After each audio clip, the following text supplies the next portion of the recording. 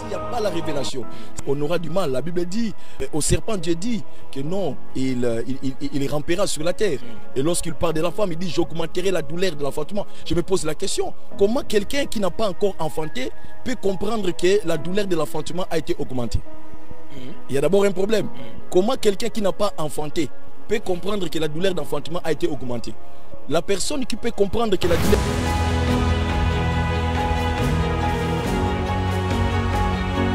Il y a d'abord un problème. Comment quelqu'un qui n'a pas enfanté peut comprendre que la douleur d'enfantement a été augmentée?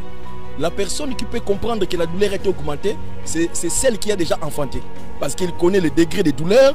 Et lorsqu'il enfante encore, il va comprendre que maintenant là, je sens que la douleur a enfanté. Mais ici, nous sommes en face d'une femme qui n'a pas encore expérimenté la maternité. Mais à celle-là, on lui dit que non, on a augmenté la douleur d'enfantement. Et là, je me pose la question. Automatiquement, je comprends. Parce que là, lorsque j'entre dans l'école de la révélation, je comprends que les douleurs d'enfantement ne signifient pas seulement le fait beaucoup plus des contractions que la femme subit avant de faire sortir un bébé. Mais douleur d'enfantement signifie aussi la prolongation ou le prolongement des temps du salut.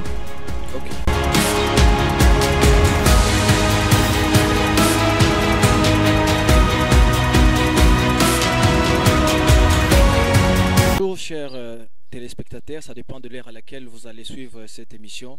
Yada, c'est une émission des connaissances qui vous ouvre, où nous interprétons la parole de Dieu selon 3 écoles.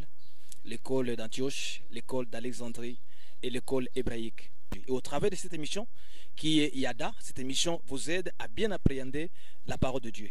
Et aujourd'hui, je reçois notre invité d'habitude. Je me nomme, je commence par me présenter. Je suis Aberi Bakoul qui présente l'émission.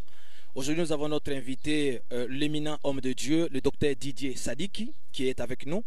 Et nous allons aborder un sujet très capital. Aujourd'hui, nous allons parler sur le sujet qui est « Est-ce que Dieu a-t-il maudit l'homme ?»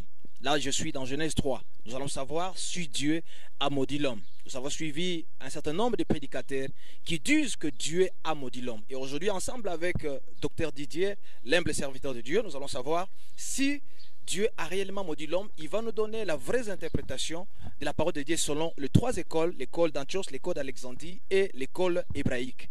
Je m'en vais directement saluer notre invité, son Didier Sadiki. Docteur Didier Sadiki, bonjour. Bonjour bien-aimé, et très ravi de me retrouver sur ces plateaux pour parler en long et en large sur ces sujets très importants qui créent beaucoup plus de diversité d'interprétation parmi les hommes de Dieu. Et nous voulons avoir beaucoup plus la lumière par rapport aux Écritures quant à ces sujets. Merci beaucoup. Ok, d'accord. Merci beaucoup. Alors, je m'en vais directement vous poser la question. Déjà, le thème, ça fait un très débat à l'actualité. Est-ce que Dieu a-t-il maudit l'homme? Dieu peut maudire la créature que lui-même il a créée. Alors, qu'est-ce que vous direz déjà à l'ébauche de notre émission par rapport à ces sujets, cher docteur? Oui, merci beaucoup. Nous avons entendu dans les réseaux sociaux et même dans les églises, plusieurs pasteurs, lorsqu'ils prêchent beaucoup plus sur ce qui se passe dans le jardin d'Éden, bon, je ne sais pas si c'est par peur ou soit c'est par courtoisie, ils cherchent beaucoup plus à exempter l'homme beaucoup plus de la sentence de la loi. Or, la sentence de la loi est claire. Dieu a dit à l'homme, lorsqu'il a donné l'instruction, la loi quant à cet arbre qui est au milieu du jardin, Dieu a dit, le jour que tu en mangeras, tu mourras. Donc la mort n'est pas du tout une punition, mais la mort c'est une malédiction. Donc malédiction que Dieu a prononcée ou une sentence qui est attachée beaucoup plus à la désobéissance à la loi de Dieu. Et comme vous le savez bien, la suite, nous savons que l'homme a porté sa main sur ces fruits de l'arbre et aussi la femme, et les conséquences se sont ensuite. Et quelles sont ces conséquences? Et nous avons ces conséquences beaucoup plus détaillées dans le chapitre 3 du livre de Genèse à partir du verset 15 vous descendez. Et là, ce sont des paroles que Dieu a déclarées. Donc, on ne peut pas aujourd'hui exempter l'homme beaucoup plus de ces concepts. Et je crois bien que ce qui fait mal, ou soit ce que les hommes de Dieu cherchent beaucoup plus à atténuer, c'est beaucoup plus la gravité, que je dirais, de ce mot malédiction. Pour dire que lorsque il a parlé au serpent, Dieu dit tu seras maudit parmi tous les animaux de champ. Lorsque Dieu parle à la femme, Dieu dit j'augmenterai la douleur de l'enfantement, je mettrai l'inimitié entre ta postérité et la postérité du serpent. Et Dieu a encore dit que il a encore ajouté je mettrai l'inimitié. Et Dieu a dit j'augmenterai la douleur de l'enfantement. Et à l'homme, Dieu a dit tu mangeras la sueur de ton front. Et Dieu a dit la terre ne te donnera que les ronces et les épines. Et Dieu a dit j'ai maudit la terre à cause de toi. Et à la fin, Dieu dit tu es poussière et tu retourneras à la poussière, qui conclut au fait la déclaration ou soit la sentence que Dieu a attachée à la désobéissance de la loi que lui-même a donnée à l'homme. Donc c'est au fait ça. Alors, mais nous voyons, docteur, en fait, dans le même livre, Genèse 3 au 17, nous voyons que Dieu a maudit le sol, mais il n'a pas touché l'homme directement. Certains prédicateurs disent que la malédiction était indirecte. Dieu ne peut pas maudire sa propre créature. Nous voyons que Dieu a maudit le sol, mais pas l'homme, parce que Dieu ne peut pas maudire ce qui vient de lui. Donc, merci beaucoup. Le problème est que, ce que je l'ai dit, c'est par rapport beaucoup plus à la gravité ou soit au concept malédiction. Donc le mot malédiction devrait commencer par le définir.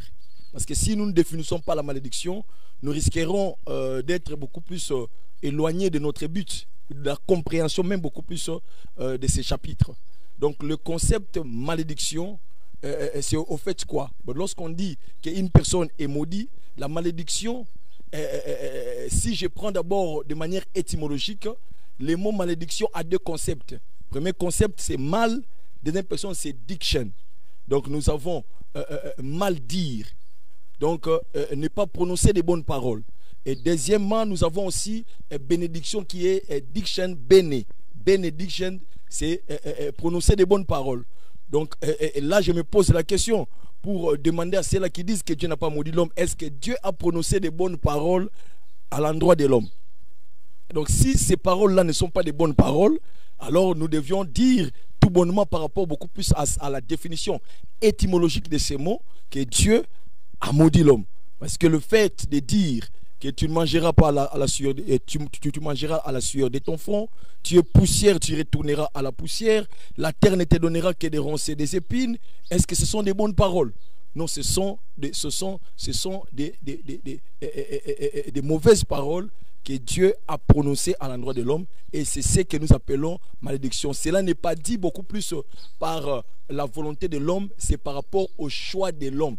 Dieu n'a pas maudit l'homme par rapport à sa volonté, mais Dieu a maudit l'homme par rapport au choix que l'homme lui-même a fait quoi? Que l'homme lui-même a agi. Donc, y compris la terre, c'est beaucoup plus l'environnement dans lequel l'homme vit.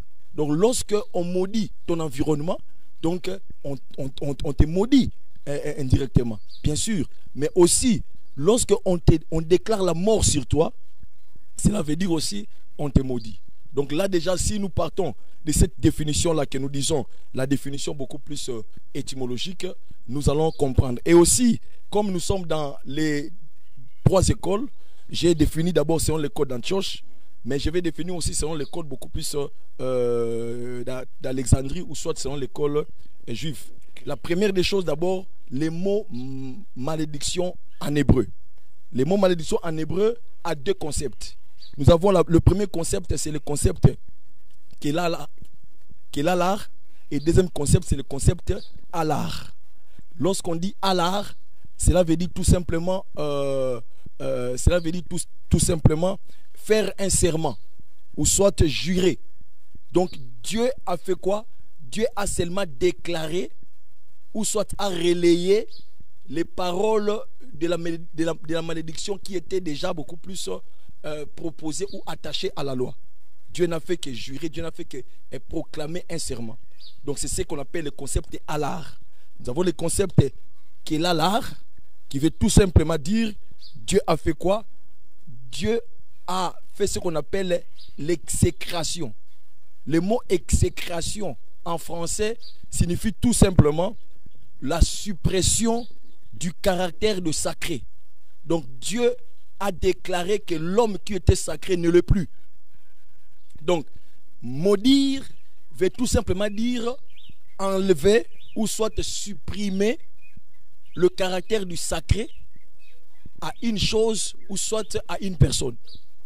Donc Dieu a supprimé le caractère sacré dans l'homme. Donc l'homme qui était beaucoup plus un être sacré, l'homme ne l'est plus.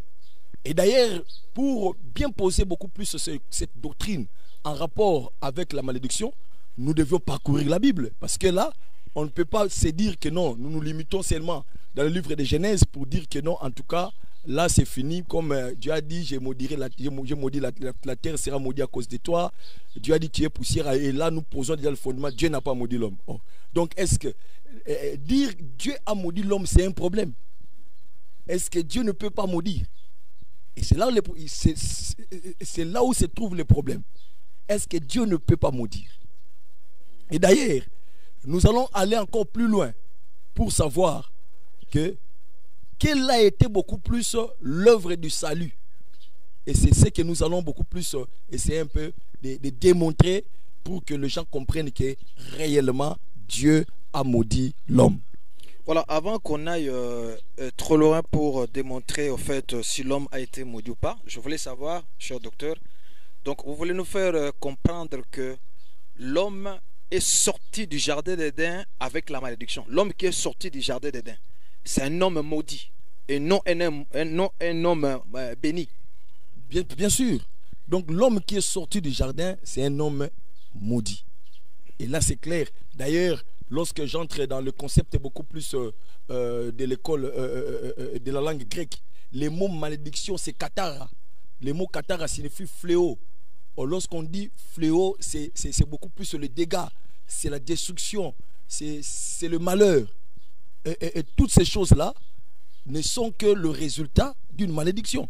Parce qu'on ne peut pas parler de fléau sans la malédiction. Donc ce sont des paroles qui, si les paroles ont le pouvoir de bénir, de créer, de faire des bonnes choses, ou soit de déclarer des bonheurs, les paroles aussi ont le pouvoir de maudire. C'est pourquoi Dieu a dit que non, il a mis dans la bouche de l'homme, à la langue, le pouvoir de la vie et de la mort. Lorsqu'on dit la vie, c'est la bénédiction, et lorsqu'on dit la mort, c'est la malédiction. Et le même Dieu qui a mis ses pouvoirs à notre langue, il a aussi la langue capable de bénir et capable aussi de maudire.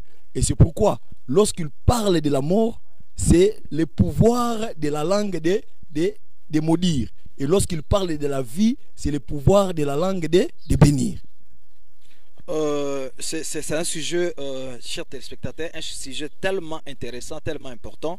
Je voulais poser une question par rapport toujours à ces versets, Genèse 3.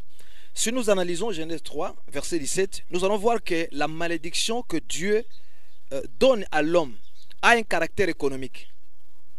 Il touche le sol et maudit.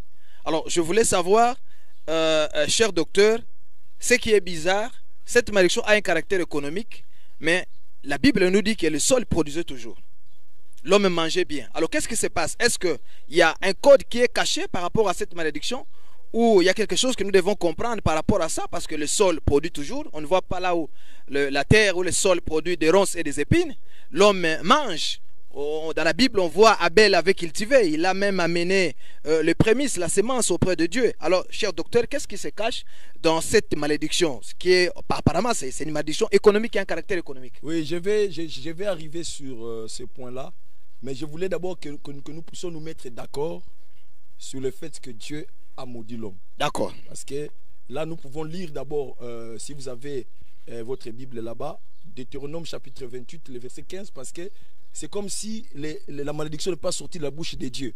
Mais nous voyons, il y a des versets bibliques clairs et nets qui prouvent à suffisance, qui démontrent que Dieu peut aussi prononcer les paroles de malédiction sur un homme.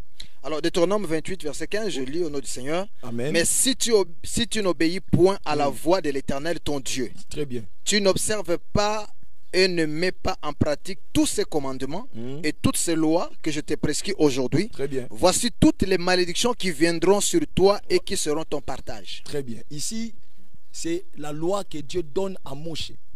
Voilà, c'est-à-dire, et Dieu dit, voici toutes les malédictions qui viendront sur toi. Donc ici, Dieu est en train de maudire la personne qui va faire quoi? La personne qui va beaucoup plus aller à l'encontre de la loi. Alors, toute personne qui va à l'encontre de la loi est maudite par Dieu. Parce que ici, Dieu se présente comme un législateur. Et la malédiction, c'est la sentence de la loi. Et c'est bien défini. Et d'ailleurs, même lorsque nous lisons Jérémie chapitre 17, le verset 5, la Bible dit, maudit soit l'homme qui se confie à l'homme. Donc dans la bouche de Dieu, Dieu dit maudit. Même le fait de se confier à l'homme et de tourner le dos à Dieu, cet acte-là est beaucoup plus attaché à une malédiction. Donc, exempter Dieu, ou soit, je ne sais pas, amadouer pour chercher soit à ne pas attacher la malédiction à la bouche de Dieu, c'est autre chose. Parce que si Dieu, ce n'est pas Dieu qui, au fait, maudit directement. L'homme s'est maudit lui-même parce qu'il a fait un choix. L'homme s'est maudit lui-même parce qu'il a fait un choix. Mais Dieu a mis les paroles de la malédiction et l'homme a choisi. D'aller à l'encontre de la loi, de transgresser la loi. Et les conséquences de la transgression, c'est la malédiction. Et d'ailleurs, on va encore aller plus loin. Je me pose la question. Quel était beaucoup plus le but de Christ sur la terre? Pourquoi Christ est venu sur la terre? Pourquoi Christ est venu sur la terre? Il est venu nous sauver de la malédiction. La Bible dit, lorsque nous lisons Colossiens chapitre 2, le verset 14, il a effacé l'acte dont les ordonnances nous condamnaient. On nous condamnait de quoi? Quelle était cette condamnation? C'était la malédiction. Pourquoi? Parce que Paul les relaye. J'aime la manière que Paul dit. Nous sommes dans Galates chapitre 3. Lisez-moi un peu le verset 13. Galates 3, verset 13. Oui. Galates 3. Galates 3, verset 13. Christ nous a rachetés de la malédiction de la loi. Christ nous a rachetés de la malédiction de la loi. Étant devenu malédiction pour nous. Étant devenu malédiction pour nous. Car il est écrit, maudit et quiconque est pendu au bois. Mais comment Christ peut devenir malédiction si l'homme n'était pas maudit? Et c'est ça le problème. Comment Christ peut devenir malédiction? Parce que lui, il n'est pas venu sauver les arbres. Christ n'est pas venu sauver les arbres. Mais Christ est d'abord venu sauver les hommes. Il a pris notre place. Il a accompli l'œuvre rédemptrice à la croix. Christ est notre salut. Et Christ est venu faire quoi? Christ est venu prendre notre place. Et en prenant notre place, il est devenu malédiction. Paul le dit. Il est devenu malédiction. Et pour que nous soyons rachetés. Voilà. Donc il a porté cette nature. Qui a cette nature? C'est l'humanité. C'est l'homme. C'est l'homme qui a la nature de la malédiction. Et Christ l'a porté. Et pour que nous soyons sauvés.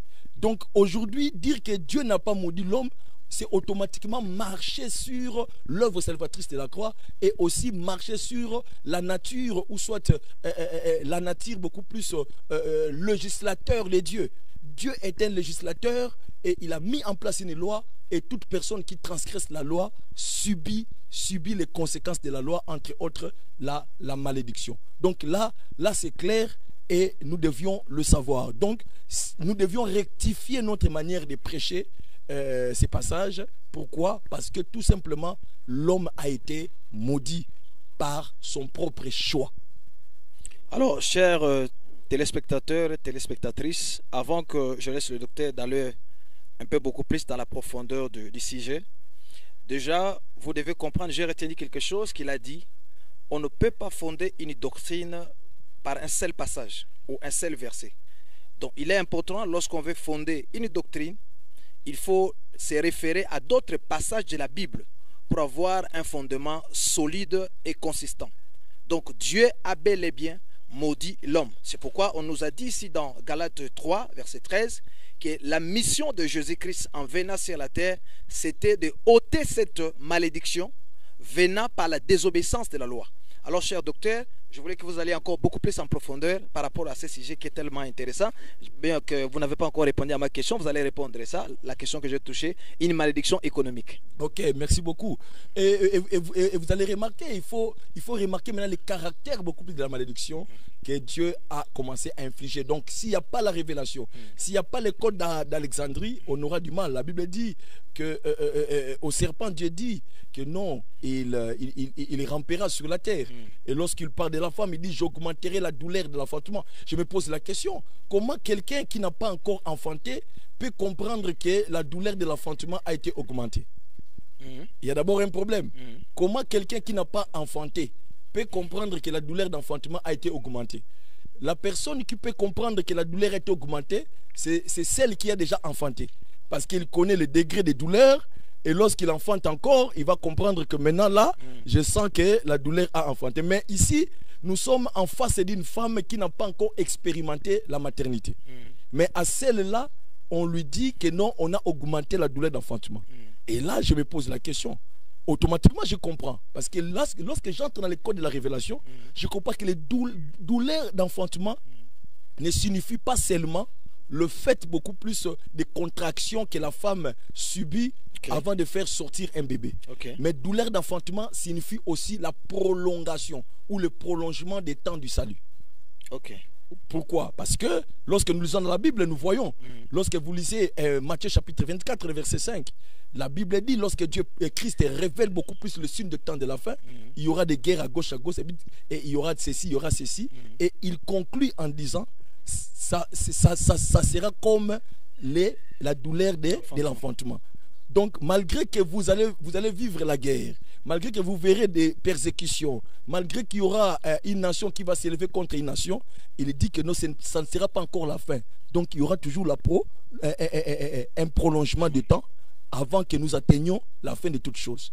Donc, lorsqu'on parle de douleur d'enfantement ne veut pas seulement dire les contractions qu'une femme doit beaucoup plus subir avant de faire sortir un enfant de son ventre, mais c'est aussi le prolongement du temps du salut. Donc, regarde ces prolongements. Depuis Adam, dans le jardin, Dieu promet que la postérité de la femme écrasera la tête du serpent, mais des siècles et des siècles. Et d'ailleurs, Ève pouvait dire que non, cet enfant-là, c'est Caïn. Parce qu'elle a dit la descendance, la postérité de la femme, parce que c'est Ève qui donna le nom à Caïn. Il dit que non, cette fois-ci, j'ai fait un homme par la grâce de Dieu. C'est ce qui signifie Caïn.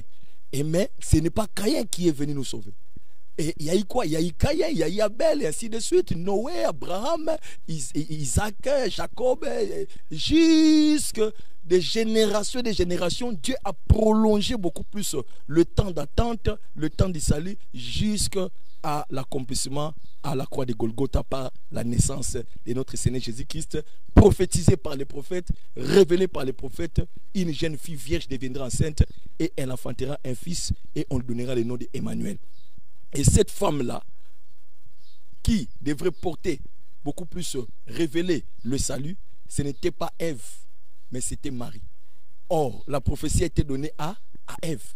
Et Dieu a dit à Ève que la postérité écrasera la tête du serpent. Donc voilà. Or, cette postérité, c'était Christ né par la Vierge Marie. Donc ça d'abord c'est le premier. Deuxième des choses, c'est en rapport avec beaucoup plus la terre. Dieu dit, la terre ne te produira que des épines et des ronces.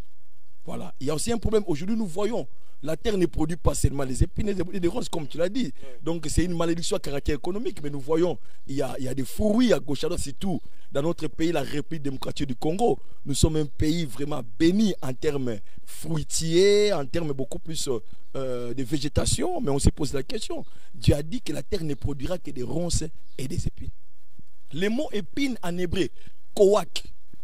J'aime le mot épine. Koak qui veut dire tout simplement le fils de la souffrance, le fils des douleurs. Donc la Bible voulait seulement nous dire, Dieu voulait nous dire que non, comme vous avez fait ainsi, voici que le monde, l'homme ne produira que le fils des douleurs, le fils de la souffrance, le fils de l'opprobre. Et c'est pourquoi, en commençant même par Adam lui-même, Abel, qu'est-ce qu'il a subi? Abel n'a subi que l'opprobre. Abel n'a subi que la souffrance. Abel a été tué par son propre frère Caïn. Et nous voyons Caïn la même chose. Caïn a été maudit. Caïn a été beaucoup plus a été puni par Dieu.